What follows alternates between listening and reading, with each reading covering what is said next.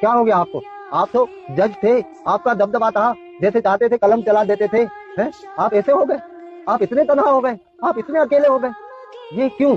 आप यहाँ पे भी जज ही है ना साहब? साहब याद है, मैं वही हूँ जिसकी बाइक चोरी हो गई थी। मैं आया था आपके ऑफिस के बाहर 6 घंटे खड़ा था, मगर आपके प्रोटोकॉल वाले तो मुझे अंदर आने ही नहीं दे रहे थे। वो कह रहे थे साहब बिजी है।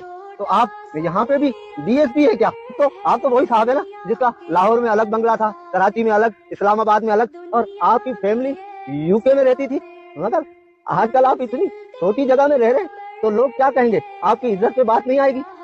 जूते भी ब्रांडेड, बनियान भी ब्रांडेड, कपड़े भी ब्रांडेड हैं, तो क्या यहाँ पे भी सारी चीजें ब्रांडेड है? अच्छा ये बताएं, ये जो आपने यहाँ लगवाए हैं ये कुछ पौधे, क्या ये भी ब्रांडेड है? अरे यहाँ तो मुझे ना डीएसपी मिल रहा है, ना मुझे जज मिल रहा है, ना मुझे ब्रांडेड वाले मिल रहे हैं, ना मुझे बिल्डर मिल रहे हैं। अरे ये हाजी साहब, हाजी साहब, हाजी साहब कुछ बोले तो सही। हाजी साहब, हाजी साहब आप तो बहुत बड़े ताजिर थे।